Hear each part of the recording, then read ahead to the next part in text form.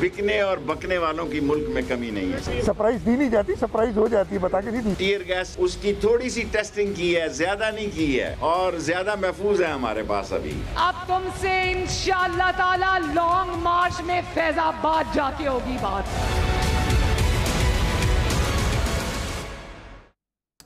Very warm welcome to Newsline. मैं हूं doctor Maria Zulfiqar Khan. Senate इंतखाब में हॉर्स ट्रेडिंग होगी या नहीं, मुल्क में बहस जारी है। हुकूमत और अपोजिशन दोनों ही अपने अपने MPS का नंबर पूरा होने और दूसरे के कम होने के दावे कर रहे हैं। कोई सिंध में तो कोई पंजाब में सरप्राइज की तवक्को कर रहा है। MPS को राम करने की कोशिशें बिल्कुल जनरल इलेक्शन के करीब हल्के की सियासत जैसी लग रही हैं। वज़ीर आज़म ने तो ये भी कह रखा है कि ओपन बैलेट ना हुआ तो ऑपोजिशन ही रोएगी। ये वज़ीर आज़म की, अब इसको हम वार्निंग समझें या पेशगोई समझें। दूसरी जानिब अगर हम देखें तो मरियम साहिबा जो हैं वो ज़िद पर अड़ी हैं कि ओपन बैलेट तो नहीं होगा, भले एक सीट भी ना मिले। इसी तरह सिंध में वज़ीर आला सिंध ने कहा है कि सरप्राइज़ दिया नहीं जाता, हो जाता है, इसीलिए 3 मार्च का इंतज़ार करें। अब इस तमाम सूरत हाल में सेनेट इलेक्शन का जो भी नतीजा आए, क्या सब जमातों को काबिल कबूल होगा, बिलखसूस ऑपोजिशन को, जो कि पहले ही लॉन्ग मार्च के साथ साथ दोबारा धरने की धमकियां दे रही है और अब धरना भी फैज़ाबाद में देने का कह रखा है। गो कि DG ISPR ने पिंडी आने की सूरत में चाय पानी पिलाने की बात की थी और जवाब में मौलाना साहब ने, आपको याद होगा, पिज्ज़ा से मेहमान नवाजी करने का तकाजा भी किया था। लेकिन अब फैज़ाबाद पर धरने की धमकी देना, क्या इसको संजीदगी से लेना चाहिए? क्या PDM इस्लामाबाद पिंडी के संगम पर धरने और लड़ने की तैयारी में है या ये महज धमकी है? ये कुछ वो सवालात हैं जो अपने प्रोग्राम के प्लेटफॉर्म से उठाएंगे। आरिफ हमीद भट्टी साहब हमारे साथ मौजूद हैं, साथ ही साथ अवैस तौहीद साहब ने हमें जो है वो ज्वाइन कर लिया है और कुछ ही देर में हमें मज़हर अब्बास साहब भी ज्वाइन कर लेंगे। प्रोड्यूसर साहब, अगर गुफ्तगू का आगाज़ करें, जो शेख रशीद साहब ने जो आज कहा है, जो आज उनकी आज की प्रेस कॉन्फ्रेंस है, ज़रा उनका शॉर्ट सुनवाइए, फिर मैं गुफ्तगू शुरू करती हूँ। इलेक्शन ओपन करें, इलेक्शन सीक्रेट करें, जिसने बिकना है वो बिक जाता है। बिकने वाला माल जो है ना, कभी इस मंडी में बिकता है, कभी उस मंडी में बिकता है, क्योंकि वो बिकाऊ होता है। सो बिकने और बकने वालों की मुल्क में कमी नहीं है। बिकने वाले, मैंने आपको बता दिया है कि काउंसलर से बिकना शुरू होते हैं तो बिकने वाले तो बिक जाते हैं।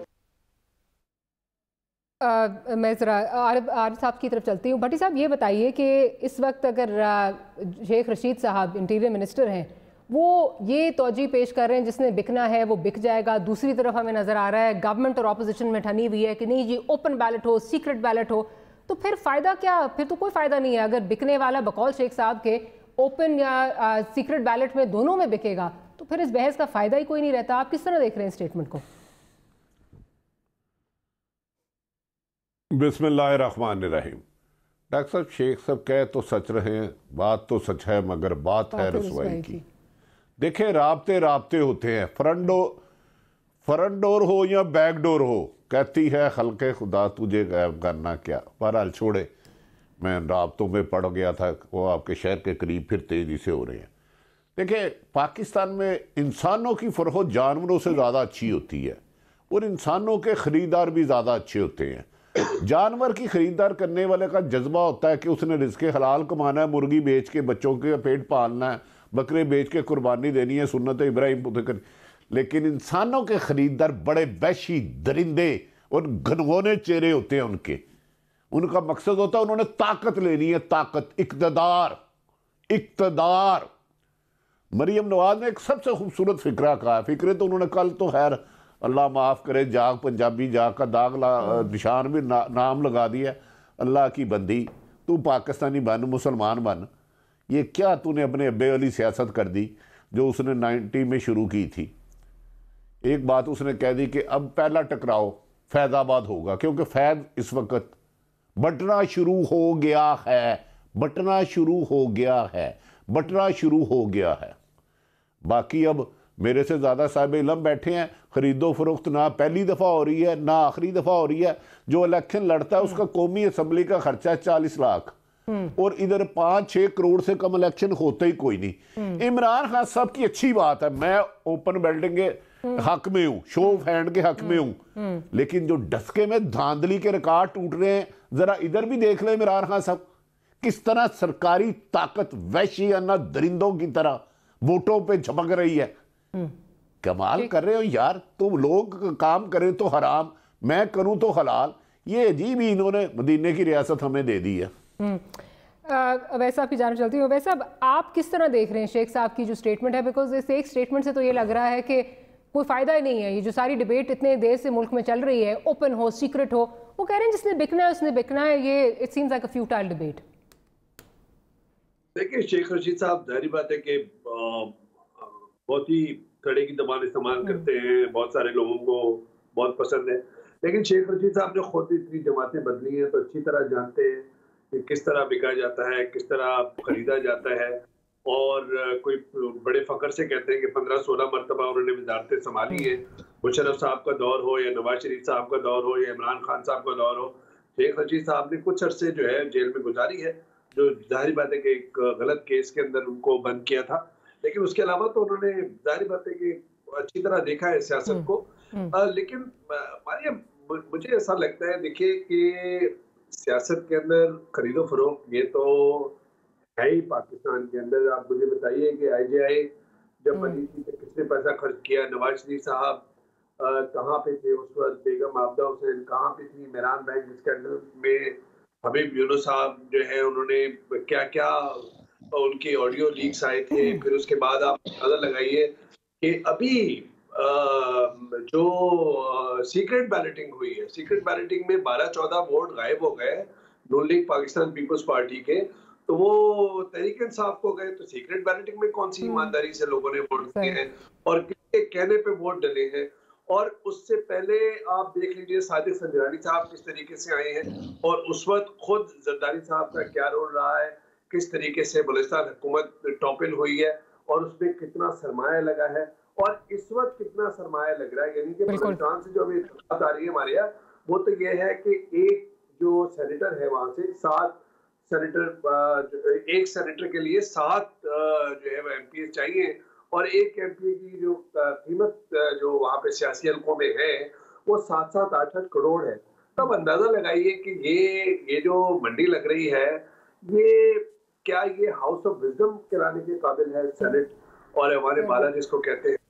और ये जो चेक एंड बैलेंस के लिए जिसका है, ये कोई रिप्रेजेंटेशन के लिए तो वो नहीं है, इलेक्टोरल तो कॉलेज नहीं है कि यहाँ पे इलेक्ट होकर आ रहे हैं लोग। ये तो एक कौमी असेंबली के जो पार्लियामेंट है जो है उस पर चेक एंड बैलेंस क्या है। तो जब आप खरीदो फरोख्त के जरिए आएंगे और ऐसे लोग लेकर आएंगे जिसमें अब्दुल कादिर ठेकेदार टिकट, उसमें शेख साहब का कौन सा PTI के साथ कोई नजरिया की कोई लोग है उनको भी दे दिया। आप नाम लेते रहे, हर पार्टी के अंदर जो है ऐसे लोग इस तरह टिकट जो है वो दिए जाते हैं और हमें सबको पता है कि वो पैसे वालों को दिए जाते हैं। तो पैसे वालों को अगर आप टिकट देंगे तो फिर इस जो सेनेट का जो सर्कस है, माजरत के साथ ऐसा लफ्ज इस्तेमाल करना पड़ रहा है अपने upper house of the parliament के लिए कि आप उसके अंदर सीक्रेट बैलेटिंग करा लें, ओपन बैलेटिंग करा लें। देखिए, ओपन बैलेटिंग जो है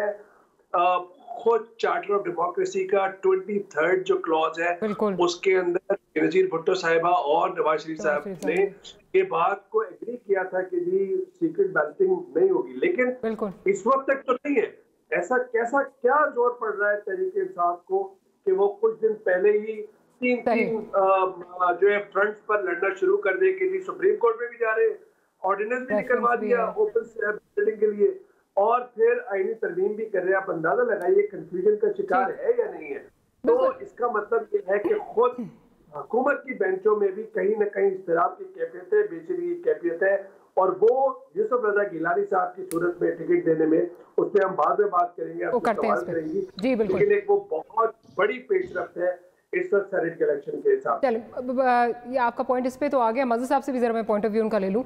मज़हर साहब, आपका क्या ख्याल है? क्या ये जिस तरह शेख साहब कह रहे हैं, क्या ये वाकई हमारी सियासी हकीकत है और इसको बदला नहीं जा सकता? जो मर्जी कर लें, इसका सद्देबाब नहीं हो सकता कि अगर आप ओपन बैलेट भी कर लें तब भी जिसने बिकना है उसने बिकना है और आप नहीं उसको रोक सकते। क्या आप समझते हैं यही हमारी हकीकत है या ओपन बैलेट से चीज़ें बेहतरी की तरफ जा सकती हैं? शुक्रिया मारिया। शेख साहब से बेहतर ये चीज़ें कौन समझ सकता है, जिसने 14 मिनिस्ट्रीज जो है 14-15 मिनिस्ट्रीज वो की हों, उसको ज़ाहिर है बेहतर पता होगा कि कि सौदा कहाँ होता है, बिकाऊ माल कौन होता है, किस तरीके से वफादारियाँ तब्दील होती हैं, किस तरीके से एक हुकूमत से दूसरी हुकूमत में जाना आसान होता है, किस तरीके से चीज़ों को मैनूवर किया जाता है। शेख साहब जो है वो वेटरन हैं इस सारे कारोबार में, सारे जो है उन्होंने देखे हैं, बहुत से अदवार देखे हैं। लेकिन मैं इस वक्त शेख साहब के एक बयान की मजम्मत करना चाहता हूँ, और वो सरकारी मुलाजमीन पे टेयर गैसिंग का। जहाँ लेटना होता है ये बिल्कुल लेट जाते हैं और हिम्मत नहीं होती सर उठाने की। और सरकारी मुलाजमीन होते हैं, उन पे अगर जो है आप गोली भी चला देते तो ये कहते कि जो है बंदूकों में जंग लग गया था, लिहाजा गोली चल गई। और सरकारी मुलाजमीन पे टेयर गैस शेल जो है वो जो है जंग लग रहे थे, इसलिए आपने चला दिए। ये इतना जो है मेरा ख्याल है काबिल मजम्मत बयान है कि खुद पीटीआई के लोगों को इसकी मजम्मत करनी चाहिए इस बयान की। शेख साहब को शायद अंदाज़ा ही नहीं कि वो इस वक्त ताकत के नशे में क्या क्या बातें कर रहे हैं, किस तरीके से कौन सी ज़बान इस्तेमाल कर रहे हैं इस हवाले से।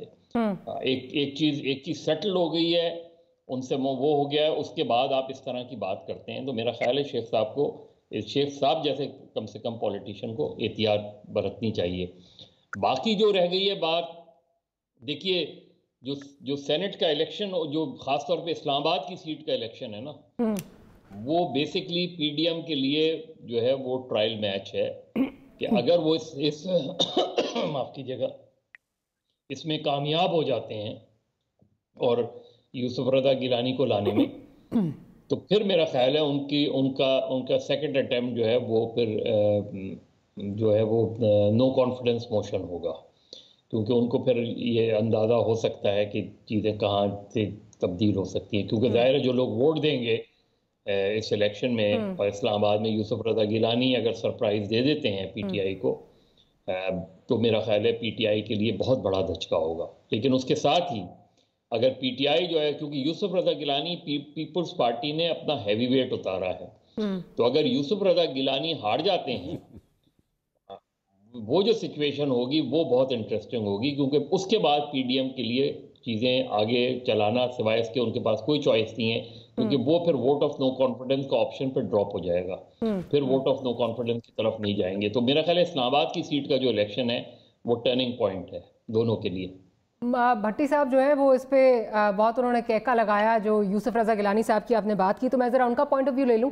भट्टी साहब, क्या आप समझते हैं बहुत लॉन्ग शॉट है और पीडीएम इस घोड़े में कोई जान रही नहीं है, इसको बार बार ये, क्योंकि कल भी ये चहमगोइयाँ हो रही थी और बातें हो रही थी कि कभी भी पीएमएलएन वाले यूसुफ रज़ा गिलानी के लिए वोट नहीं करेंगे, और बहुत सी और भी इस पर जो है वो तबसरे हो रहे, तो मैं आपका ओपिनियन लेना चाह रही हूँ।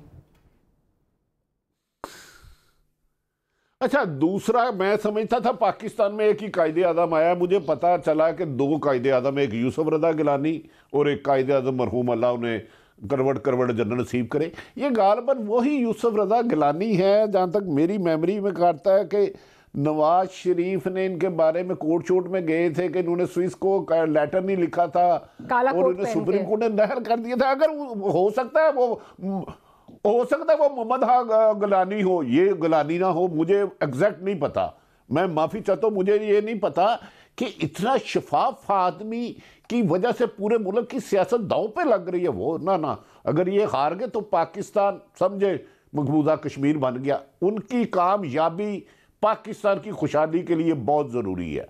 मुझे बताया मारिया, आप ये फरमा रही हैं कब नहीं बिकते, ज़ियाउल हक आए, जस्टिस जो ब्रिगेडियर कयूम ने किसने खरीदा, नवाज शरीफ ने। जिलानी को किसने खरीदा, जनेजो की पीठ पे छुरा किसने भेजा, बेनजीर की 2 दफा हुकूमत किसने खत्म की, नवाज शरीफ की 2 दफा हुकूमत किसने खत्म की। कौन कहता था ये धरती का नसूर है नवाज शरीफ, अगर इसे माफ किया तो अल्लाह अभी मुझे नहीं माफ करेगा, अगर इसका साथ दिया। और किन किन की बात कर रही है आप, किन की? छोड़े पीछे ताकतवर जो हैं, हम उनके नाम नहीं ले सकते, हमारी जुबान पे ना ताले लगे हुए हैं। इस मुल्क की अदलिया आज़ाद है। मैं मदर साहब मेरे लिए सबसे ज्यादा काबिल एहतराम है। सारी उम्र इनकी जदोजहद चल गई वेज वार्ड के लिए, ले लिया हमने veg ward.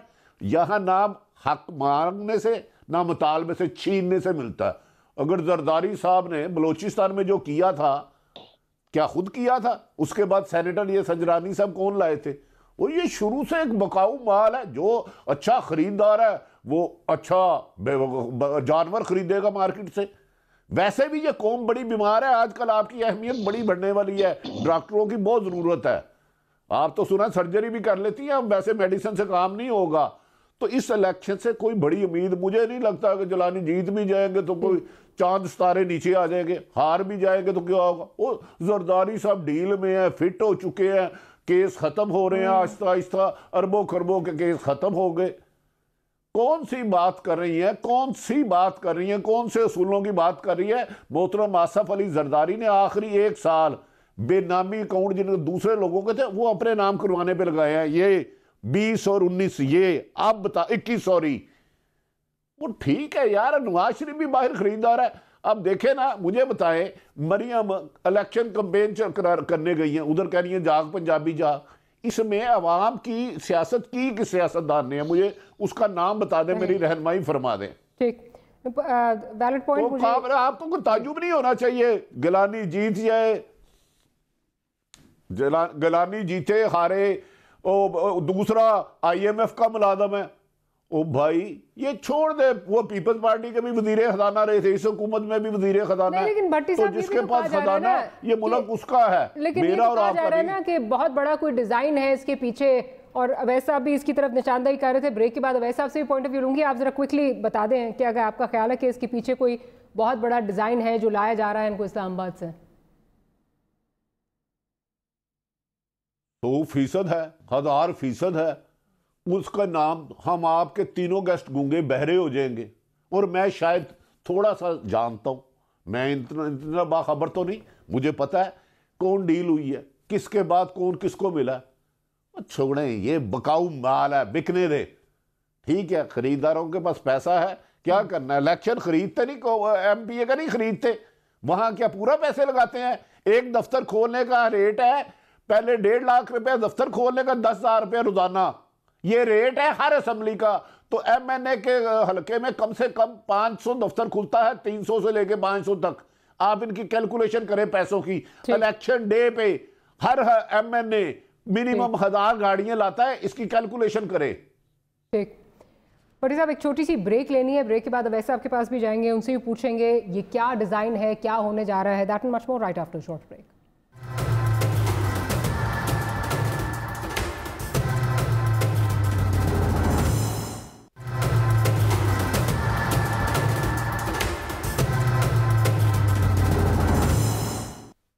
Welcome back after the break. Awais साहब की जान जाऊंगी। अवैस साहब, जो भी बात हो रही है यूसुफ रजा गिलानी साहब के लिए, ये कहा जा रहा है it's not happening without the blessings of certain quarters, और साथ साथ ये भी कहा जा रहा है कि उनकी जीत जो है वो PDM की जीत तो होगी, लेकिन साथ साथ तब्दीली का भी पेश खैमा होगा। आपका इस पे एनालिसिस? मेरे ख्याल में जाहिर बात है कि इमरान खान साहब की हुकूमत के इख्तिदार को तो कोई खतरा नहीं है, और PDM जिस नैरेटिव को लेके चली थी उस अज़ाइम में भी नाकाम रही है। ये जो गिलानी साहब अगर जीतते हैं तो जाहिर बात है कि बहुत बड़ी ज़रब लगेगी इमरान खान साहब की, तहरीक इंसाफ की सियासी और नजरियाती जो भी उनके पहलू हैं, तो एक उनको बहुत बड़ी to be a big blow to Imran Khan. लेकिन दूसरी तरफ जो जीत है वो PDM से ज्यादा जीत जो होगी वो मेरे ख्याल में जरदारी साहब की होगी। और जरदारी साहब, अगर आपको याद हो कि गिलानी साहब जो है, नवाज शरीफ साहब भी बहुत ही फोर फ्रंट पे थे। गिलानी साहब का जब के खत लिखेंगे और स्विस अकाउंट से पैसे वापस लाने और इफ्तिखार चौधरी ने उन्हें चलता किया था। और जाहिर बात है कि जरदारी साहब के वफादार आदमी हैं। और दूसरा ये कि एक तीर से काफी शिकार करना चाह रहे हैं जरदारी साहब। एक तो एस्टैब्लिशमेंट, अगर आपको याद हो कि मेमो केस पे जब टेंशन थी between Zardari government and establishment, तो उस वक्त इन्होंने असेंबली पे एक स्टेटमेंट दिया था जिसमें कहा था कि आप हमसे वीज़ों का हिसाब पूछते हैं। उसामा को किसने 6.5 साल का वीजे का दिया, और उसके बाद ही फिर उनको जाहिर बात है कि रुखसत होना पड़ा सुप्रीम कोर्ट के डिसीजन के बाद। तो एक तो एस्टैब्लिशमेंट को है। दूसरा ये कि PDM विद इन PDM अगर गिलानी जीत जाते हैं तो वो जरदारी ड्राइविंग सीट पर आ जाएंगे। और तीसरा ये कि नवाज शरीफ साहब को जो उनकी पहले पोजीशन थी उससे हटा के अपनी पोजीशन पे लेकर आना, तो ये भी एक सियासी तौर पे जारी बात है कि जरदारी साहब इसमें फायदा देख रहे हैं। लेकिन इमरान खान साहब के लिए बड़ी शुक्की की बात होगी, क्योंकि देखिए इस्लामाबाद की सीट पे जो वोटिंग होगी वो डिफरेंट होगी और एमएनएज वोट करेंगे। तो जितनी भी थिन मेजॉरिटी जो भी है इस वफाक की हुकूमत को, उसके अंदर अगर गिलानी जीतते हैं, और जाहिर बात है कि गिलानी का देखिए कौन सा है, गिलानी साहब जो हैं उन्होंने खुद भी फायदे उठाए और उन्होंने फायदे दिए भी अपनी हुकूमत में, तो कोई इतनी कंट्रोवर्शियल शख्सियत तो है नहीं। दूसरा जीडीए के अंदर पीर पगारा के घर के अंदर उनके बेटे की शादी हुई है, तो जीडीए के वोट भी पड़ सकते हैं। फिर मखदूम अहमद महमूद जो है उनकी जहांगीर तरीन साहब से डायरेक्ट रिश्तेदारी है और मखदूम अहमद महमूद साहब से भी इनके काफी क्लोज है। तो ये सारी चीजें सामने रख के मेरे ख्याल में जरदारी साहब ने गिलानी साहब को इस्लामाबाद से लिया है, वरना तो ये सिंध से कर लेते। अगर परवेशे को अगर इन्हें सेनेटरी मुंतखब करना था तो परवेशे की जगह इनको कर देते, सिंध से तो वो जीत सकते हैं ना। तो इसका मतलब ये है कि बहुत सारी स्टेक्स लगा रहे हैं और साथ में टेस्ट कर रहे हैं इस वक्त हुकूमत के पेशेंस को, तो वापस वो नर्व टेस्ट कर रहे हैं एस्टैब्लिशमेंट की भी और हुकूमत की भी। लेकिन मुझे ऐसा लगता है कि इस सेनेट के इलेक्शन में उतना कोई एस्टैब्लिशमेंट का रोल नहीं होगा, मेरा अपना ख्याल है, जितना माजी के अंदर रहा है, जिस तरह साजिद संजरानी साहब आए हैं, जरदारी साहब आलेकार बने हैं और जिस तरह वोट गायब हो गए थे सीक्रेट बैलेटिंग के अंदर, मैं समझता हूँ कि इमरान खान साहब इसी वजह से हिमायतियों के साथ बहुत ज्यादा नजर आ रहे हैं और बहुत ज्यादा तरक्याती फंड भी एलोकेट कर रहे हैं, तो बहुत कुछ टेंशन भी मौजूद है विद इन पीटीआई रैंक्स। अच्छा, मैं ज़रा मज़हर साहब से भी उनका पॉइंट ले लूँ इस पर। मज़हर साहब, ऑल्दो आपने इस पर अपना पॉइंट ऑफ व्यू दिया, लेकिन जो भी वैसा बात कर रहे हैं कि इस इलेक्शन में वैसा ये कह रहे हैं कि ज़्यादा रोल जो है वो कोई इस्टेब्लिशमेंट का नहीं नज़र आएगा और इसीलिए इमरान खान साहब जो हैं वो इतना ज़्यादा जो है वो इसमें इंटरेस्ट भी ले रहे हैं। अब दो चीज़ें, बज़ाहिरन इस वक्त पीटीआई जो है दे सीम परटर्ब्ड। आपको याद होगा 4 तारीख को जो नेशनल असेंबली का इलेक्शन हुआ था, जो सेशन हुआ था, उसमें अभी दूर दूर तक गिलानी साहब की कोई बात नहीं थी, बल्कि उससे कुछ दिन बाद उनके बेटे ने कैटेगोरिकली डिनाई किया कि नहीं जी ये तो इस तरह कुछ नहीं हो रहा। कुरैशी साहब ने, शाह महमूद कुरैशी साहब ने उस वक्त ये बात की थी कि जी ये तो आ रहे हैं और इनका जो है ये देखें ये क्या इनकी जो है वो हैसियत रह जाएगी, इतना बड़ा एमएनए अब इस तरह आ रहा है, इसका ग्राउंड जो है वो वीक हो रहा है। क्या आप समझते हैं कि वाकई वो अपनी खुद ही आ रहे हैं, जरदारी साहब ही उनको फील्ड कर रहे हैं, या आप समझते हैं इसमें एस्टैब्लिशमेंट का किरदार है और हुकूमती क्वार्टर्स में आपको कुछ इसमें कुछ नज़र आता है कि थोड़ी बौखलाहट है इसको इस चीज़ को लेकर? अच्छा, पहले तो ये कि वो मैंने जब पहले बात की थी तो और उसके जवाब में भट्टी साहब ने जो यूसुफ रज़ा गिलानी की सलाहियतें और वो गिलवानी शुरू की थी, तो मेरिट ऑफ द टिकट पे तो हम बात ही नहीं कर रहे थे। हम शख्सियत पे थोड़ी बात कर रहे हैं कि यूसुफ रज़ा गिलानी अच्छे हैं, बुरे हैं, कितने पारसा हैं, कितने नहीं हैं, उस पर गुफ्तगू होगी तो वो मुख्तलिफ गुफ्तगू होगी। बात सिर्फ ये हो रही थी कि यूसुफ रज़ा गिलानी पीपल्स पार्टी के एक हैवी वेट हैं, इसको क्या डिनाई कर सकते हैं भट्टी साहब। पीपल्स पार्टी के ने जब उनको वहाँ से लड़ाने का फैसला किया, जिस तरह अवैध भी कह रहा था, तो कोई तो जहन में होगा, क्योंकि पीपल्स पार्टी ने पीडीएम में ये केस बिल्ड किया है कि हम अदम एतमाद ला सकते हैं। अब ला सकते हैं नहीं ला सकते हैं वो एक अलग बात है, उन्होंने ये केस बिल्ड किया है। अब ये यूसुफ रज़ा गिलानी को अगर वो जितवाने में कामयाब होते हैं तो वो ये कहेंगे कि देखें अदम एतमाद की तहरीक के पास, तहरीक के लिए हमारे पास चीज़ें हैं। अगर वो नाकाम होते हैं तो फिर ये अदम एतमाद की तहरीक की जो थ्योरी है पीपल्स पार्टी की, वो पिट जाएगी, वो फेल हो जाएगी। फिर उनके पास इसके सिवा कोई चारा नहीं होगा कि वो मौलाना फजल रहमान और मुस्लिम लीग नून की जो स्ट्रैटेजी है उसके साथ जाएं। तो इसलिए ये बहुत इम्पोर्टेंट उनके लिए भी है और पाकिस्तान तहरीक इंसाफ के लिए भी है, क्योंकि हफीज़ शेख उनके अहम आदमी हैं। कम से कम इमरान खान की नज़र में उनकी अहमियत बहुत है, इसलिए वो हर सूरत में उनको लेके आना चाह रहे हैं। उन्होंने प्रेफर किया है हफीज़ शेख को बहुत से उनके अपने पुराने साथियों की निस्बत। अब यही खदशा है उनको क्योंकि जो नॉन इलेक्टेड लोग हैं उन पे पीटीआई के लोग तनकीद करते रहे हैं, उनके एमएनएस तनकीद करते रहे हैं, उनके बहुत से मिनिस्टर्स तनकीद करते रहे हैं, तो इसलिए उन्हें ये खदशा है। अब ये सारी चीज़ें subject to the supreme court advice है। अगर फ़र्ज़ करें सुप्रीम कोर्ट की एडवाइस ओपन बैलेट पे आ जाती है, ओपन बैलेट के हक़ में आती है, तो सिनेरियो पूरा तब्दील हो जाएगा। लेकिन अगर सीक्रेट बैलेट पे आती है तो फिर एक कहीं ना कहीं खदशा रहेगा तहरीक इंसाफ को भी, इमरान खान को भी, कि हो सकता है कि उनके बहुत से एमएनएस जो हैं, कुछ एमएनएस जो हैं वो हफीज़ शेख को वोट ना दें, क्योंकि बहुत ज़्यादा डिफरेंस नहीं है। और ये भी है कि पीटीआई ये भी कोशिश कर रही है कि मुस्लिम लीग नून के कुछ लोग जो हैं उनको तोड़ा जाए ताकि वो यूसुफ रज़ा गिलानी को वोट नहीं दें। तो हम ये नहीं डिस्कस कर रहे कि यूसुफ रज़ा गिलानी अच्छे हैं बुरे हैं, उस पर तो बात हो सकती है और दोनों चीज़ें हो सकती हैं, लेकिन बात सिर्फ ये है कि ये जो इस्लामाबाद का जो इलेक्शन है वो बहुत सी चीज़ों की जो कड़ियाँ हैं वो पता भी चल जाएगा कि क्यों लाया गया है इनको, बहुत सी कड़ियाँ जोड़ते चले जाएंगे। तो इसलिए मेरे लिहाज से जो सेनेट के इलेक्शन हो रहे हैं उसमें सबसे क्रूशल इलेक्शन, सबसे दिलचस्प इलेक्शन ये वाला है। अच्छा, जो मज़हर साहब बात कर रहे हैं कि इसमें इस्टेब्लिशमेंट का ज़्यादा कोई रोल लास्ट टाइम की तरह नहीं नज़र आ रहा, और फिर मैं बात अभी ये हो रही थी कि चहमगोइयाँ तो ये हो रही हैं कि किसी के कहे बगैर यूसुफ रज़ा गिलानी को जरदारी साहब ने फील्ड नहीं किया, ये कुछ क्वार्टर्स की उनको हिमायत हासिल है। आप समझते हैं कि ये उनका इनफरादी डिसीजन है या आप समझते हैं उनको ये कहा गया है, उस पर भी जो है इस तरह ये डिसीजन लिया गया है?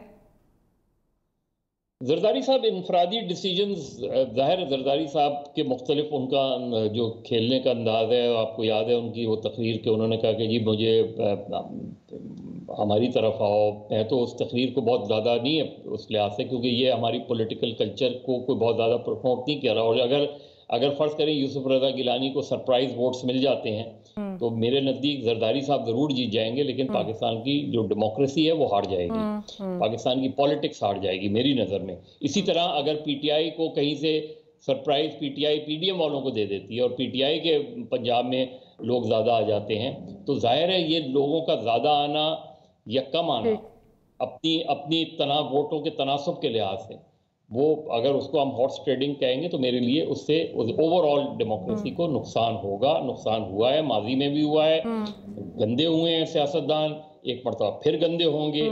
लेकिन ये ग्राउंड पे अगर हम देखें तो जरदारी साहब इसी तरह का खेल खेलते हैं। अब उनके लिए एक बड़ा चैलेंज है, और वो जाहिर है जैसे उवैस ने कहा कि अगर वो यूसुफ रज़ा गिलानी को जितवाने में कामयाब हो जाते हैं तो वो फिर ड्राइविंग सीट पे होंगे, वो कहेंगे कि देखें जो मैं आपसे कहता था कि मैंने शायद ये खेल पहले भी खेला है, और हमें पता है कि जरदारी साहब ये खेल 1988 से खेलते आ रहे हैं। 1989 में उन्होंने वोट ऑफ नो कॉन्फिडेंस बचवा दिया बेनज़ीर के खिलाफ जो आ रहा था उसको, उसमें उनका बड़ा अहम रोल था। उसके बाद वो पॉलिटिक्स यही करते हैं जिसे हम पॉलिटिक्स कहें, कारोबार कहें, हॉर्स ट्रेडिंग कहें, जोड़ तोड़ कहें, बिकाऊ माल कहें, वो ये चीजें खरीदा। भट्टी साहब मुस्कुराई जा रहे हैं। अगर मैं सब उनसे पॉइंट ऑफ व्यू, बिल्कुल भट्टी साहब को मुस्कुराना चाहिए, लेकिन वो जाहिर है कुछ कहना भी चाह रहे हैं। भट्टी साहब कुछ कहना चाह रहे हैं, आप मज़हर साहब जब बोल रहे थे तो आप मेरे ख्याल में मुस्कुरा रहे हैं, कुछ ऐड करना चाह रहे हैं आप? मैं मदर साहब के साथ आर्गूमेंट कर नहीं सकता, वैसे कोई और मेरे साहब होते साहब सीनियर तो मैं ईमान से आज मैच डालता। मुझे बड़ी हैरत हो रही है, अदम एतमाद को जोर दिया जा रहा है, 7 वोटों पे हुकूमत खड़ी है, जरदारी साहब से बड़ा खरीदार है नवाज शरीफ ने 5 अरब रुपया कहा है मैं देता हूं, अदम एतमाद लाओ। सिर्फ एमक्यूएम को एक कॉल जानी है और काफ लीग को, तो खत्म हो गई हुकूमत। क्या यार, मैं मानता हूं कि मेरे से बहुत सीनियर है सारे ही, मेरा तीसरा दिन है, लेकिन मैं इतना बेवकूफ नहीं हूं। मैं सुबह 2 दफा नहा के ना रेगमाल से बेवकूफ लिखा था, खत्म किया है। अदम एतमाद डू यू थिंक मुश्किल है? Do you think Imran Khan ने हुकूमत बचाई हुई है? ये आप समझ रही है डॉक्टर साहब, ये मदर साहब समझ रहे हैं भाई। फिर मैं नादान हूं? नहीं, मैं फिर नादान, मैं अच्छा अब मैं बताता हूं। देखें, गोली होती है असली या नकली, भट्टी साहब वो नाम नहीं पूछती, उससे बंदा मर जाता। यूसुफ रज़ा गिलानी को क्यों लाया गया है? इस्लामाबाद से। अच्छा, मैं अर्ज बताता हूँ ये करैक्टर इधर मैटर नहीं करते। नवाज शरीफ को नहल किया तो जमहूरियत ये है कि शाहिद हकान अब्बासी असम्बली में खड़े होकर 99 नाम अल्लाह के थे, कहते था मेरा वज़ीर आज़म आज भी नवाज शरीफ है, जिसे सुप्रीम कोर्ट ने नहल किया। करैक्टरों की हमारी ये ज़रूरत है। जरदारी साहब का बताता हूँ, क्या मैंने कहा ना गोली गोली होती है। अभी पिछले दिनों मुझे ख्वाब सा खौफनाक आया है, तो वो लग जाए तो जान चले जाती है। तो लिहाजा जो होते हैं ना, वो राब्ते होते हैं, फ्रंट डोर से हो या बैक डोर से हो, ये राब्ते होते हैं। कहते हैं मुझे शेर सही आता नहीं, मुझे शेर भूल गया अब मदर साहब की, इसमें सुन तो सही जहां में तेरा अफसाना क्या, कहती है तुझे हल्के खुदा गैबाना क्या। इसके पीछे क्या जरदारी दूध पीते बच्चे हैं? ये वही बहादुर दलेर जरदारी है जिसने कहा था रहील शरीफ तुम 3 साल के लिए आते हो, हम सारी उम्र के लिए। अगले दिन जहाज में बैठे थे, 1.5 साल पाकिस्तान का रास्ता ही नहीं मिला उन्हें, और पैदल आ गए, और फिर रास्ते में समुंदर आ गया, मछलियों ने खा लिया, फिर दोबारा गए, फिर दोबारा नया जरदारी पैदा हुआ। क्या बातें कर रहे हैं हमें यार। अदम एतमाद अवैस तौहीद के करीब से जाएगी तो अदम एतमाद आ जाएगा। आपको पता नहीं किसने कह दिया कि इमरान खान ने हुकूमत बनाई हुई है या बचाई हुई है। मेरी तो समझ से बाहर है कि हम यूसुफ रजा गिलानी, जो मैटर ही नहीं करता, मैं कसम खाता हूं यूसुफ रजा गिलानी नहीं इलेक्शन लड़ना चाह रहे थे, नहीं लड़ना चाह रहे थे, लेकिन राब्ते होते हैं, चाहे फ्रंट डोर से हो या बैक डोर से हो। आपकी बात 2 दिन पहले का बेटे का बयान भी है, वो जो 2 दिन पहले के उनके बेटे का बयान भी है, उन्होंने कहा कैटेगोरिकली मेरे फादर जो है लड़ने नहीं जा रहे इलेक्शन। तो भट्टी साहब आपकी बात उसमें वो लग रहा है कि वजन तो डेफिनेटली है, बिकॉज 2 दिन पहले तक बेटे ने उनके बात करते हुए सहाफियों से कहा मैं कैटेगोरिकली कह रहा हूं कि मेरे वालिद साहब जो है वो इलेक्शन नहीं लड़ने जा रहे हैं। और जिस दिन आखिरी फोन किया उन्होंने कहा मुझे बुढ़ापे में फिर मरवाएंगे। ये गिलानी साहब के लफ्ज है, अब मैं क्या कहूं। जो फिर उनका दोस्त है वो बेचारा उनका इन्वेस्टर भी है, क्यों मरवाना है उसको, क्योंकि गिलानी साहब जब पीएम थे उन्होंने उसको बहुत नवाजा, माशाल्लाह वो खरबपति हो गया। अब क्यों लोगों के आप रोजी के पीछे पड़ गई हैं? डॉक्टर साहब आप तो खुद अमीर है, आपके पास बड़ी गाड़ी है, मेरे पास गाड़ी भी छोटी है। मेरा ख्याल है मैं इसी नोट पे एक ब्रेक ले लेती हूँ, एक छोटी सी ब्रेक लेनी है। ब्रेक के बाद जब हाजिर होते हैं तो गुफ्तगू को यहीं से कंटिन्यू करेंगे।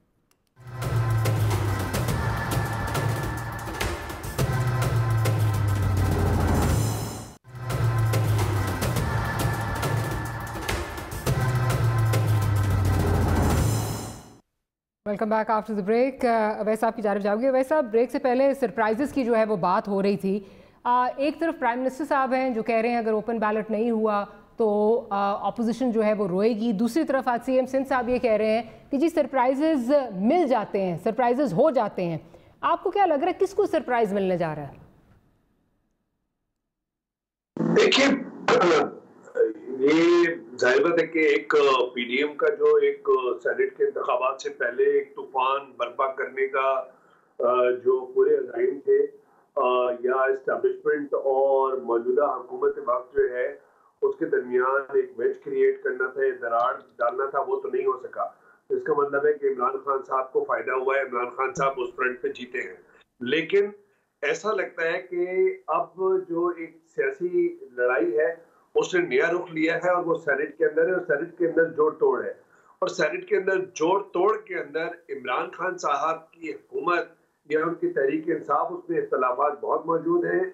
और एक जाहिर बात है कि इत्तेहादी जो है वो सीक्रेट बैलेटिंग होगी, तो किसका क्या पता कि सीक्रेट बैलेटिंग में किसने क्या किसको वोट दिया है। तो जाहिर बात है कि इस वजह से इमरान खान साहब या उनके जो हवारी है वो बहुत चाहते हैं दिल से कि ये ओपन बैलेटिंग हो। लेकिन ओपन बैलेटिंग अगर होती तो सेनेट से पहले 6 महीने पहले करते ना, ये एकदम से पहले कैसे करना है? इतनी कंफ्यूजन के ऑर्डिनेंस और सुप्रीम कोर्ट और फिर तरमीमी ऑर्डिनेंस, तरमीमी आईनी तरमीम करना, और फिर ये इस तरह के तो नहीं हो सकता। मैं समझता हूँ कि अगर सुप्रीम कोर्ट की तरफ से नहीं आएगा तो सीक्रेट बैलेटिंग में होगा, सीक्रेट बैलेटिंग में होगा तो पीडीएम को फायदा होगा और सरप्राइजेस मिलेंगे वो अपोजिशन जमातों को मिलेंगे। अली सेंटर को बहुत बड़ा इन्फ्लुएंस से यूज नहीं हो गया, जो मुझे नहीं लगता। लेकिन मुझे ऐसा लगता है अगेन, मुझे ऐसा लगता है कि मैं आपके प्रोग्राम में कह रहा हूँ कि सादे गिलानी साहब is going to be on his way out, और दूसरा गिलानी साहब के बहुत ज्यादा चांसेस हैं इस्लामाबाद से जीतने के। चले मौलवी साहब, आपका क्या इस पे स्टांस है, क्या कहेंगे, हुकूमत या ऑपोजिशन, किसको जो है वो सरप्राइज मिल सकता है? मुझे तो नहीं पता किसको सरप्राइज मिल सकता है। तो मुझे तो ये है कि इस पूरे सिनेरियो में मुझे पाकिस्तान के पॉलिटिकल सिस्टम को नुकसान होता नज़र आ रहा है। मुझे किसी भी दौर सूरतों में पाकिस्तान के पॉलिटिकल सिस्टम को फ़ायदा होता नज़र नहीं आ रहा। हम जिस हाई पॉलिटिकल मॉरल ग्राउंड्स की बातें करते रहे हैं वो मुसलसल डिक्लाइन पे हैं, वो मुसलसल नीचे जा रही हैं। हम जिन प्रिंसिपल्स की बात किया करते थे वो प्रिंसिपल्स नीचे जा रहे हैं। हम जिन उसूलों की बात किया करते थे वो उसूल ख़त्म हो रहे हैं। ये मेरे लिए ज़्यादा कंसर्न है। मेरे लिए एक मैटर नहीं करता कि कौन जीतता है, मेरे लिए मैटर ये करता है कि जिस तरीके से, यानी बरमला अगर ये बात की जाती है कौन इस्टेब्लिशमेंट का खिलाड़ी है कौन नहीं है, हर कोई चाहता है कि जो है मेरे साथ आके मुझे चाय की दावत दी जाए तो मैं जाके चाय पी लूँ। किसी में ये ज़रूरत नहीं है कि चाय की दावत दी जाए और चाय की दावत पीने से इनकार कर दे, ये चाहे अपोजिशन हो चाहे हुकूमत हो। तो ये मेरे लिए बहुत से सरप्राइजेज होंगे। सिंध में सुना है कि MQM मुश्किल में नज़र आती है कि कहीं उनके लिए मुश्किल है कि उनके अपनी एक अगर नॉर्मल इलेक्शन हो तो एक उनको जनरल सीट मिल जाएगी, शायद एक टेक्नोक्रेट की मिल जाएगी, GDA को एक मिल जाए, PTI को मिल जाए। लेकिन अगर नहीं होता तो इसमें कोई 1-2 सीटें भी इधर से इधर हो जाती हैं। कुछ PTI के 2-3 जो है MPs हैं उनके बारे में कहा जा रहा है कि वो राब्ते में हैं, तो एन मुमकिन है वो टूट जाएं। MQM को अपने लोगों से पर पूरा एतमाद नहीं है, तो हर जगह जो है वो बेसिकली नोटों की सियासत हो रही है वोटों के लिए। राइट भट्टी साहब, इन नोटों की सियासत वोटों के लिए जो हो रही है, इसमें आपको क्या लगता है सरप्राइज किसको मिल सकता है? क्या हुकूमती कैंप जो इस वक्त बज़ाहिरन वज़ीर आज़म बड़े कॉन्फिडेंट नज़र आ रहे हैं कि अगर ओपन बैलेट नहीं सीक्रेट बैलेट हुआ तो हुकूमत नहीं अपोजिशन ही रोएगी, और दूसरी तरफ अपोजिशन भी बड़ी कॉन्फिडेंट नज़र आ रही है, आप क्या देख रहे हैं, आपका एनालिसिस क्या है? देखे सरप्राइज है ही कोई नहीं, ये बिल्कुल बेसलेस सी बात है मेरे ख्याल में। 8-10 बंदे खरीदना जरदारी साहब के लिए, नून लीग के लिए इशू ही कोई नहीं है मेरी समझ। असल बात जो है ना मजहर अब्बास साहब ने की है, दफन हुआ इस मुल्क का जमहूरियत, दफन हुई है इस मुल्क की नौजवान की उम्मीद कि एक अच्छा पाकिस्तान उसको मिलना था, दफन हुआ गरीब की ख्वाहिश के उसको उसके हकूक मिलने थे, जिस आइन की बात करते हैं 40 सिक्के वो हुई हैं, दफन हुआ है सच, दफन हुई है इंडिपेंडेंट राय, दफन हुआ है आवाम का बेहतर मुस्तकबिल की ख्वाहिश। जीता है झूठ, जीता है मकार, जीता है पैसा। सरप्राइज कुछ नहीं है, मेरे से चैलेंज कर ले, क्या सरप्राइज करेगा? सिर्फ इमरान खान के पास कौन सी 2/3 मेजोरिटी है? इधर एक सीट से यूसुफ वो जमाली साहब रहे वजीर आजम, वो के वो मुशर्रफ था, लेकिन इधर महमूद भट्टो रहे, को चंद 16 थे तो बाकी थे। कौन सी जमहूरियत, कौन सी क्या बेकाऊ माल है? MPA भी पैसे लगाए, वोट खरीद के आता है ना, वो नहीं वोट खरीदता, वो नहीं दफ्तर खोलने के पैसे देता, इलेक्शन डे पे वो नहीं लगाता। अगर उसने अपनी प्रोग्राम क्लोज करना है। आरिफ हमीद भट्टी साहब आपका बहुत शुक्रिया, मजहर अब्बास साहब आपका और उवैस तौहीद साहब आपका। आखिर में जो दोनों एनालिस्ट ने पॉइंट रेज किया है, आई थिंक असल पॉइंट वही है कि जीते जो मर्जी, लेकिन हमारी सियासत इसमें हार जाएगी, डेमोक्रेसी, रियल डेमोक्रेसी जो है वो इसमें हार जाएगी। Will see you next week. Good night and अल्लाह हाफिज़।